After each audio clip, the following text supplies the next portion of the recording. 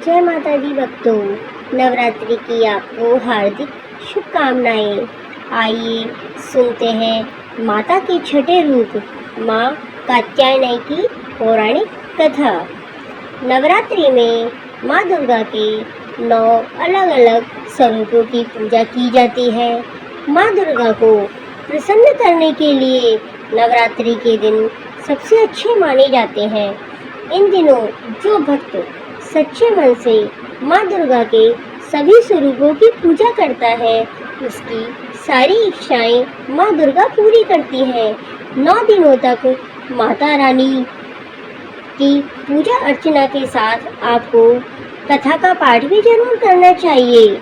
श्री दुर्गा नवरात्रि व्रत कथा करने से आपको सभी 9 देवियों की कृपा प्राप्त हो जाती है। नवरात्रि के छठे दिन देवी के छठे स्वरूप माँ कात्यायनी का पूजन किया जाता है। इनकी उपासना और आराधना से भक्तों को बड़ी आसानी से अर्थ, धर्म, काम और मोक्ष चारों फलों की प्राप्ति होती है।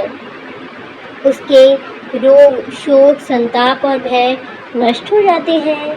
देवी कात्यायनी जी के संदर्भ में एक पौराणिक कथा प्रचलित है, जिसके अनुसार एक समय कत नाम के प्रसिद्ध ऋषि हुए तथा उनके पुत्र ऋषि कात्य हुए। उन्हीं के नाम से प्रसिद्ध कात्य गोत्र से विश्व प्रसिद्ध ऋषि कात्यायन उत्पन्न हुए थे।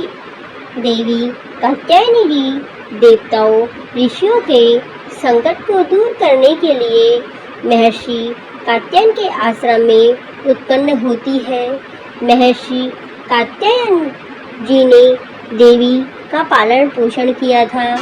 जब महिषासुर नामक राक्षस का अत्याचार बहुत ज़्यादा बढ़ गया था, तब उसका विनाश करने के लिए ब्रह्मा, विष्णु और महेश ने अपने तेज और प्रताप का अंश देकर देवी को उत्पन्न किया था। और ऋषि कात्यायन ने भगवती जी की कठिन तपस्या पूजा की और इसी कारण से यह देवी कात्यायनी देवी कहलाई। महर्षि कात्यायन जी की इच्छा थी कि वह भगवती उनके घर में पुत्री के रूप में जन्म ले। देवी ने उनकी यह प्रार्थना स्वीकार की तथा अश्विन कृष्ण चतुर्दशी को जन्म लेने के पश्चात शुक्ल सप्तमी, अष्टमी और नवमी तीनों दिनों तक कात्यायन ऋषि ने इनकी पूजा की। दशमी को देवी ने महिषासुर का वध किया और देवों को महिषासुर के अत्याचारों से मुक्त किया। माँ कात्यायनी का स्वरूप अत्यंत दिव्य और स्वर्ण के समान चमकीला है। ये अपनी प्रिय सवारी सिंह पर आरूढ़ रहती है। इनकी 4 भुजाएं भक्तों को वरदान देती है। इनका एक हाथ अभय मुद्रा में है तो दूसरा वर मुद्रा में है। अन्य हाथों से तलवार और कमल के पुष्प है। इनका गुण शोधकारी है, इसलिए इस वैज्ञानिक युग में कात्यायनी देवी का महत्व सर्वाधिक हो जाता है।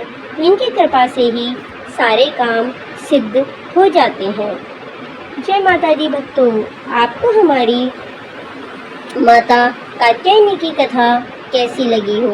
अगर आपको हमारी नवरात्रि के छठे दिन की कथा अच्छी लगी हो तो हमारी वीडियो को लाइक करें, शेयर करें और सब्सक्राइब करें।